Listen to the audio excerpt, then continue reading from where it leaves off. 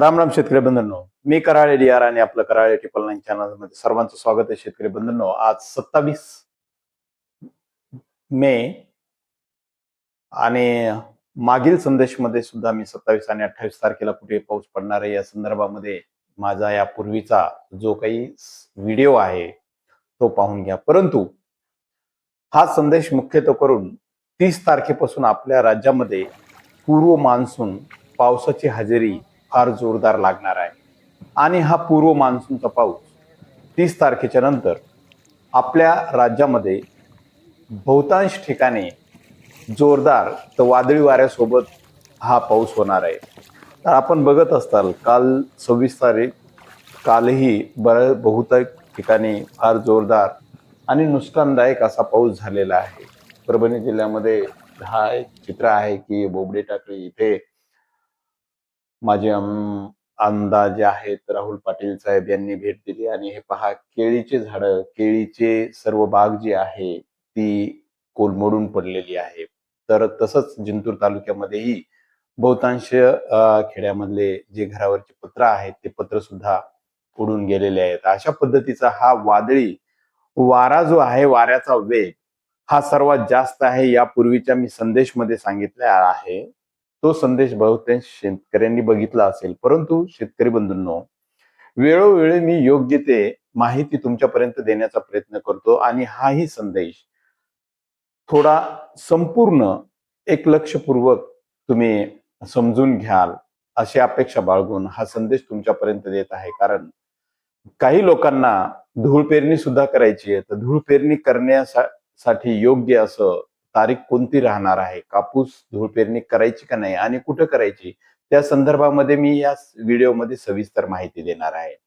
मान्सूनची प्रगती कशी आहे, मान्सून कुठपर्यंत आलेला आहे आणि मान्सूनचा जो पाऊस आहे आपल्या महाराष्ट्रामध्ये किती तारखेपर्यंत येणार आहे त्या संदर्भामध्ये सुद्धा व्यवस्थित माहिती आज मी या संदेशद्वारे देत आहे. तेव्हा शेतकरी बंधूंनो, येणाऱ्या उद्याच्या 30 तारखेला, कारण आतापर्यंतचे जे काही पाऊस झाले ते पश्चिम महाराष्ट्र आणि दक्षिण भारतामध्ये सर्वात जास्त पडलेले आहेत. परंतु विदर्भामध्ये मात्र सर्वात जास्त उष्णता आणि ही उष्णतेची तीव्रता जी आहे ती तीव्रता मला तरी वाटतं की मागील जवळपास आज भारतातली जी उष्णता आणि तापमान जे आहे त्या तापमानाची जी रेकॉर्ड आहे ते रेकॉर्ड्स मागील 70 ते 75 वर्षांमधलं हे रेकॉर्ड ब्रेक असं उच्च पातळीचं तापमान आणि उष्णता यावर्षी आपल्याला 2026 मध्ये अनुभवास मिळालेली आहे.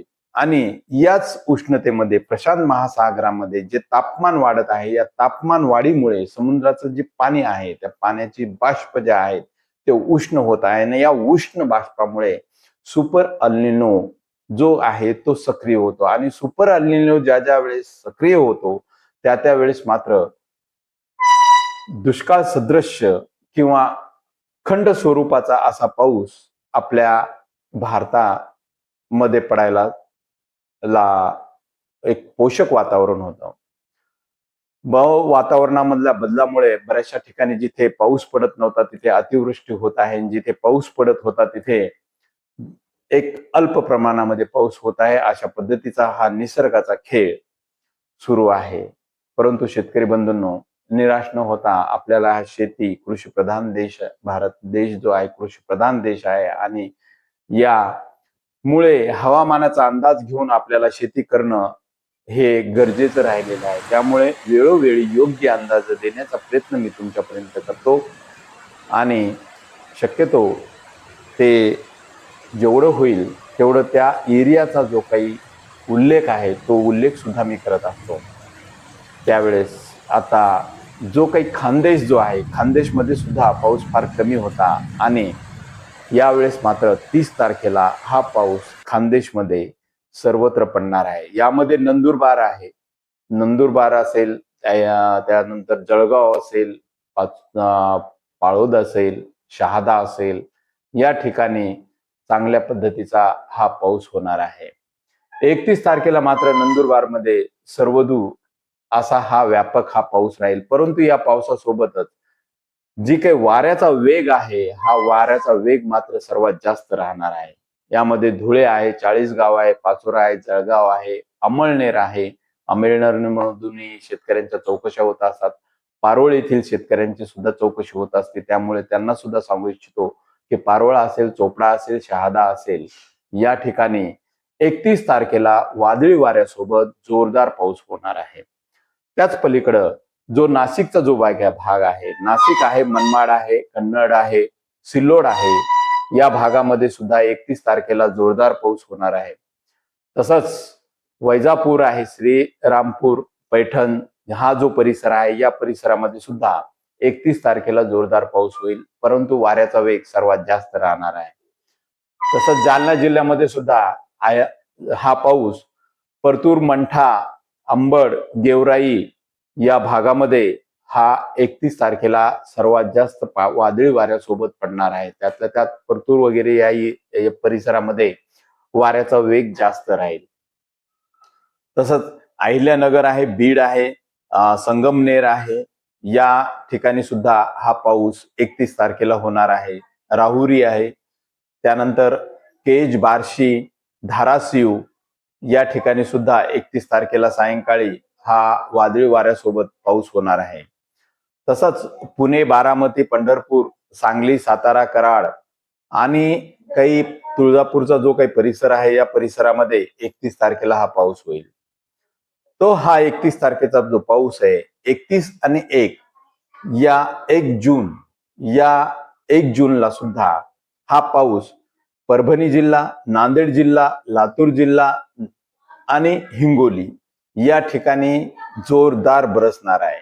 ही एक परभणी जिल्ह्यातल्या शेतकऱ्यांसाठी असेल, हिंगोली असेल, नांदेड असेल किंवा हिंगोली जिल्ह्यातले जे काही शेतकरी असतील त्यांच्यासाठी आनंददायक गोष्ट आहे. आणि ज्या लोकांना कापूस लागवड करायची आहे, त्या कापूस लागवड करणाऱ्या आणि धूळ पेर करणाऱ्या शेतकऱ्यांसाठी ही 31 तारीख सर्वात चांगली राहणार आहे. कारण 31 तारखेपासून तर जूनच्या 5 तारखेपर्यंत या तिन्ही चारही जिल्ह्यामध्ये सर्वसाधारण खंड स्वरूपामध्ये काही क्षेत्रामध्ये पडणार तर काही क्षेत्रामध्ये पडणार नाही, अशा पद्धतीचा पाऊस. कारण हा मोसमी पाऊस नाहीये, हे मृगाचा पाऊस नाहीये, पूर्व मोसमी पाऊस आहे, अवकाळी पाऊस आहे.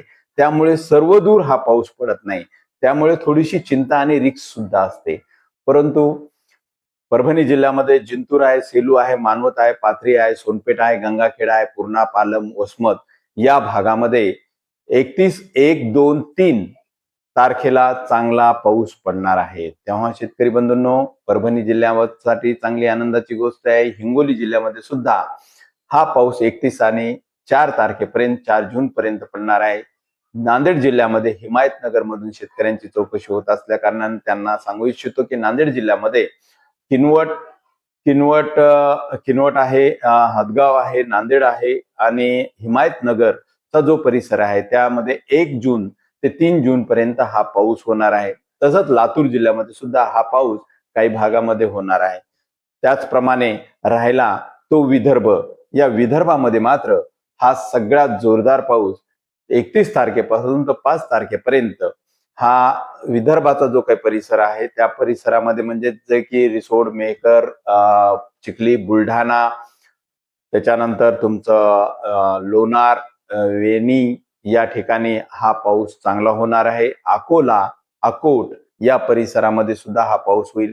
काही भाग यवतमाळचा जो काय आहे, यवतमाळच्या परिसरामध्ये सुद्धा ढगाळ वातावरण राहून उष्णतेचं, तापमानाचं प्रमाण कमी होईल. तिथले थोडंसं आल्हाददायक वातावरण होईल. परंतु नागपूर, अमरावती, यवतमाळ, गडचिरोली वगैरे जो काही परिसर आहे त्या परिसरामध्ये मात्र 7-8 जूनच्या नंतरच पाऊस पडणार आहे. तोपर्यंत तिथे उष्णता आणि दमट वातावरणाची शक्यता आहे. त्यातल्या त्यात जो काही पातूरचा, शेगाव, पातूर वगैरे जो परिसर आहे, या पातूरच्या शेतकऱ्यांपर्यंत हा संदेश पोहोचला तर फार चांगलं होईल. कारण पातूरमध्ये फार वादळी वाऱ्यासोबत आणि विजांच्या गडगडासोबत हा पाऊस तिथे पातूर येथे पडणार आहे. त्यामुळे शेतकरी बंधूंनो, ज्या बी विदर्भातल्या शेतकऱ्यांपर्यंत हा संदेश जात असेल त्यांनी अकोला जिल्ह्यातल्या ज्या शेतकऱ्यांपर्यंत हा संदेश पोहोचवण्यासाठी प्रयत्न करावा. तसंच पुढील संदेश जो आहे तो पुढील संदेश मी यापेक्षाही व्यवस्थित तुमच्यापर्यंत पोहोचवण्याचा प्रयत्न करेल. तोपर्यंत मी आपली रजा घेतो. चॅनलला सबस्क्राईब करा, कारण इथून पुढे तुम्हाला योग्य वेळी योग्य टायमाला कुठे आणि किती पाऊस पडणार आहे त्या संदर्भामध्ये विस्तृत माहिती देण्यासाठी कराळे 999 चॅनल हमेशा तुमच्यासाठी प्रयत्नशील राहील. धन्यवाद.